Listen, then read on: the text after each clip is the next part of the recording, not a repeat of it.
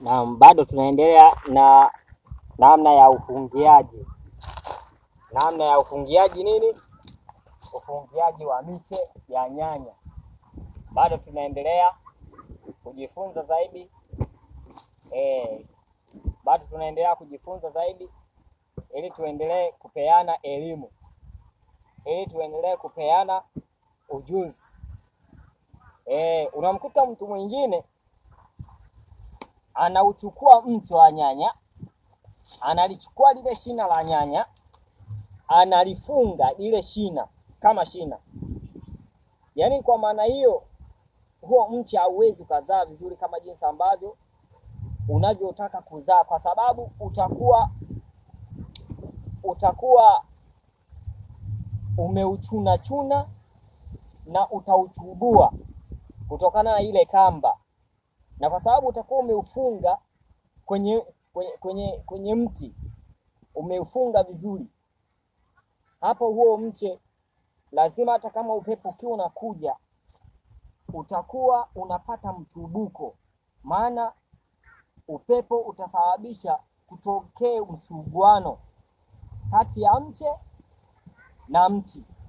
Kwa hiyo hapo unaweza ukajikuta ndugu mtazamaji, hapo unafeli. Mmea unaweza usizae vizuri, mmea unaweza usiwe bora kama jinsi ambavyo inavyotakiwa. Mmea unaweza usiendelee kuzaa sana kama jinsi ambavyo inavyotakiwa, kwa sababu umeufunga vibaya. Mmea huwa haufungwi hivyo hata siku moja. Mmea wa nyanya lazima ufunge kama jinsi wenyewe unavyotaka. Ufunge mche wa nyanya kama jinsi ambavyo inavyotakiwa. Usikurupuke wala usitumie akili zisizokuwa na maarifa kwa ajili ya kuweza kufungia mche wa nyanya. Mche wa nyanya lazima ufunge vizuri kama jinsi ambavyo inavyotakiwa. Ufungie vizuri kama jinsi ambavyo inavyotakiwa, mpenzi mtazamaji. Kwa hiyo ukiufunga vizuri kama jinsi ambavyo inavyotakiwa, nataka nikuambie hivi, mche huo utaendelea kuzaa na kuzidi kuzaa zaidi, na mwisho wa siku utafurahia matunda ya huo mche. Mwisho wa siku utafurahia matunda ya huo mche na utaweza kuenjoy, na mwisho wa siku utapata mafanikio ya kila ambacho ulichokuwa unakitafuta. Utapata mafanikio ya kila ambacho ulichokuwa unakitafuta kwa muda mrefu. Lakini ukifanya kitu kwa pupa, hata upatikanaji wake wa mafanikio unakuwa ni wa pupa. Yaani utakuwa hauna mwelekeo. Na siku zote unapokuwa unafanya kazi kama hii, hautakiwi kutumia haraka, kwa sababu uelewe kwamba unafungia miche ya nyanya ambayo imeshaanza kuwa na matunda. Yaani na matunda maana yake, wakati mwingine huu mfumo unakupa urahisi zaidi wa kufunga, kwa sababu hata kama mche ukiwa na matunda hauwezi ukakupa shida jinsi ya kufunga. Hata kuinulia kwake unakuwa ni rahisi zaidi, tofauti na kufunga mmea. Unachukua shina la mmea, unalifunga moja kwa moja kwenye kijiti au kwenye mti. Kwa hiyo uwezekano wa kustawi na kuendelea kuzaa zaidi huo mche unaweza ukawa mdogo, unaweza usiwe mkubwa. Na huenda huo mche kama ulitakiwa uweze kuwa mrefu kiasi cha kufika hapa, unaweza ukaishia hapa hivi au hapa kabisa, ukaishia hapo ukakoma kuendelea huo mche. Labda huo umeupanda wakati wa masika, lakini wakati wa kiangazi kama hivi ambavyo mimi nimeupanda huo mche, angalia huo mche bado unadai, bado unaendelea kukua na kuzaa zaidi. Na hapa ndo nimeufungia sasa. Na maana kama kwa jinsi ambavyo hivyo ninavyoufungia hivi, baada ya siku kadhaa huo mche utakuwa mbali sana. Huu mche utafika mbali mno, utarefuka na kuzidi kurefuka zaidi, kwa sababu mche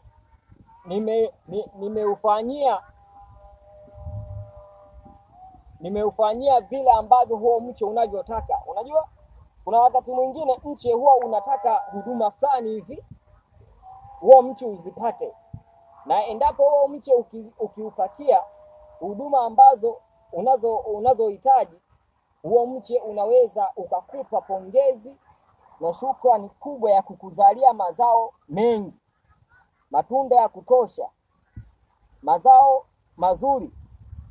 Mwisho wa siku hata kama bei ikiwa sio nzuri sana, inaweza kuwa wewe isikuumize sana, kwa sababu utajikuta umerudisha gharama ambayo uliokuwa umeitumia, na mwisho wa siku utapata faida ya kila ambacho ulichokuwa umekiwekeza.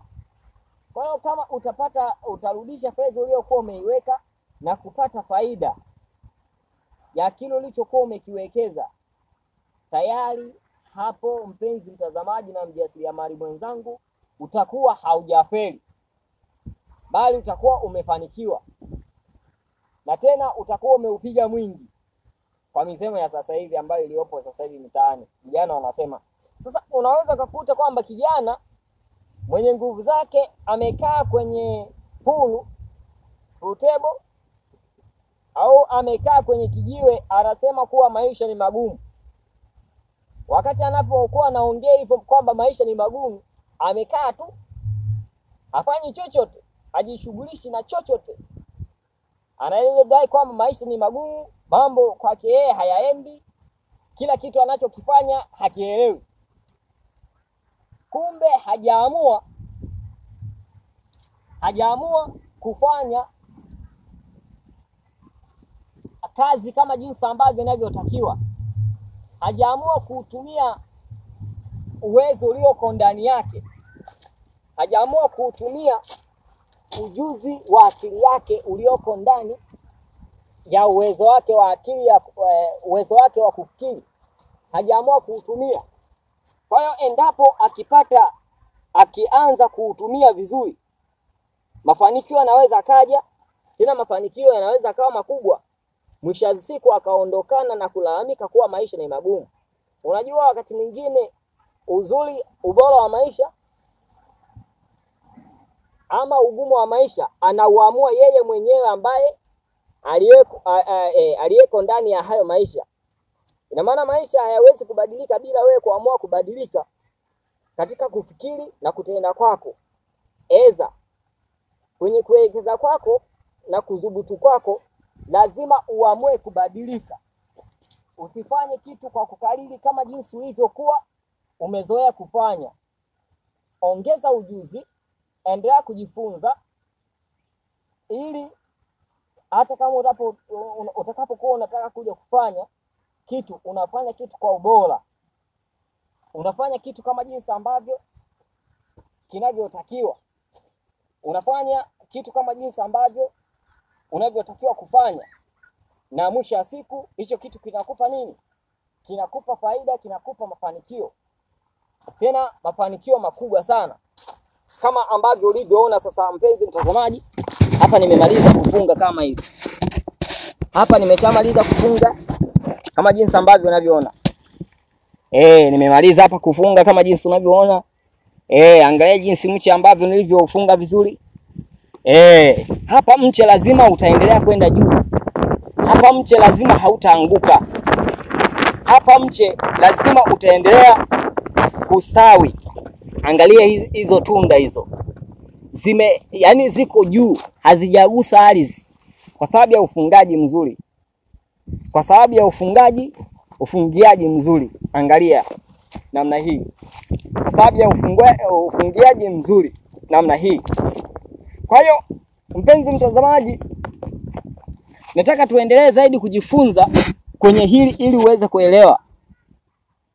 Ili uweze kupata ujuzi wa kutosha na ujuzi ya namna hii ndivyo ambavyo nyanya inavyofungwa. Yaani hii ndio style nzuri ya kuweza kufungia nyanya. Kama hivi ambavyo unavyoniona, nimeanza nikafunga hii miti hii fito pembeni hadi ya kuibana hivi nyanya. Ukishakuwa umeibana hivi huu mche unakuwa hauna uwezekano tena wa kulala au kudondoka. Lakini kama jinsi ambavyo tayari mche utakuwa unaenda juu, utakuwepo na uwezekano wa kwenda juu zaidi na kuendelea zaidi kwenda juu kama jinsi ambavyo unavyoona. Na hapa hii ni fito tena nyingine ambayo nafunga hapa namna hii, ili pia kuzuia mche usiweze kudondoka kwa upande huu, na ile mche uweze kupata nafasi ya kuendelea kwenda juu zaidi. Ni kwa style kama hii hapa ambavyo unavyoona nikifunga. Mpenzi mtazamaji na mjasiriamali mwenzangu, namna hii ndivyo ambavyo nyanya au mche wa nyanya unavyofungwa. So kwamba mche kama mtu unaenda kufunga unafunga mti wa mche. Kwa hiyo ukiwa unafunga mti wa mche, hata uwezekano wa mche huo kuwa na ubora zaidi au kuzaa vizuri unaweza kuwa huo mche usiweze kuzaa kama jinsi ambavyo inavyotakiwa. Kisha siku ukajikuta unafeli kwenye kazi zako kama jinsi ambavyo inavyotakiwa uweze kupata. Kwa hiyo ufungaji huu ni bora sana kuliko ufungaji wote ule ambao watu wengine wanatumia kufunga mche wa nyanya. Na ufungaji huu endapo ukielewa vizuri, wengi wanaona kama usumbufu kutumia huu mfumo. Wengi wanaona kama usumbufu kutumia huu mfumo kwa sababu wanataka vitu vya shortcut. Wanataka vitu vya haraka kuvifanya na waweze kumaliza, vitu vya kulipua. Hawataki kufanya kitu taratibu na kwa kina na kwa muda mrefu. Hivyo vitu hawataki watu wengi. Lakini mimi nakuonyesha kitu ambacho ni cha pekee, pia ni cha utofauti kabisa. Kama hivi bado naendelea kufunga. Bado naendelea kufunga kama jinsi ambavyo unavyoona, unavyotazama mpenzi mtazamaji, kama jinsi unavyoona hivi. Naendelea kufunga huu mche wa hii miche ya nyanya ili iweze kukaa vizuri na ili iweze kuendelea kuzaa. Namna hii. Kama jinsi ambavyo unavyoona tayari pembeni nimeshamaliza kufunga. Huu upande nimefunga na huku nimefunga. Umeona? Alafu na hapa nimefunga huu upande na kule nimefunga. Kwa hiyo mche unakuwa umebanwa. Mche haulali. Mche hauanguki, haudondoki. Unakuwa imara, unaendelea kwenda juu zaidi. Na hata kama ukiona kwamba utaendelea kuzaa au kaendelea kukua mpaka ukafikia hapa, na penyewe unaweza ukaongezea tu fito, unafunga hapa na unafunga hapa, unafunga na kule, unafunga na huko.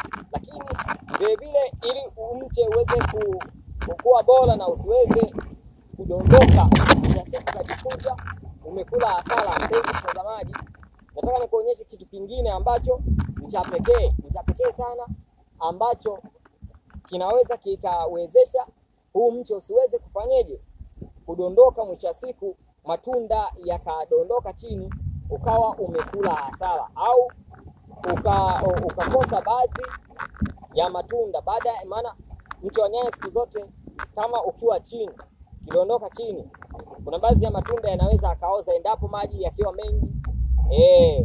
Maji yakiwa mengi, lazima hilo tunda lina uwezo mkubwa wa kuoza ama kuharibika. Kwa hiyo lazima unaweza kujikuta kwamba umekula hasara kwa sababu ya kukosa nini? Ya kukosa maarifa. Kwa hiyo na hapa kati huwa tunapitisha nini? Na hapa kati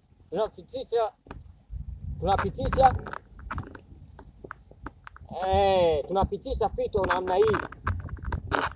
tunapitisha pito namna hii, yaani tunatengeneza mfano wa kichanja au mfano wa uchanja fulani, ili hata matunda ya nyanya inavyozidi kukua, inavyozidi kuzaa, yale matunda yake ya nyanya yanakaa juu ya uchanja, yanaelea juu, yanakuwa angani, yanawayawaya namna hii.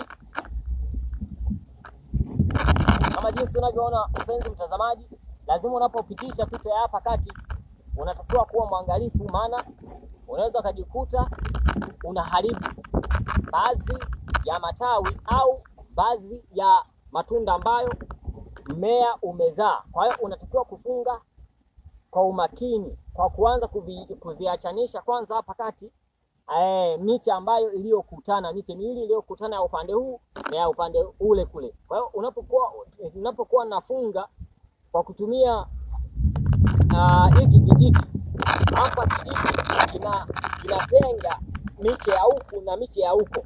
Kwa hiyo miche ya huko na huku inajitegemea, si unanielewa mpenzi mtazamaji? Miche ya huko na kule inajitegemea, kwa hiyo inakuwa free. Hii hapa ina uwezekano ya kwenda juu bila kuidisturb hii ya upande huu na hata huku, kwa namna hiyo na ya pekee sana. Kwa mche utaendelea kukua kwa uzuri bila shida ya aina yoyote, utaendelea kukua vizuri bila disturbance ya aina yoyote ile.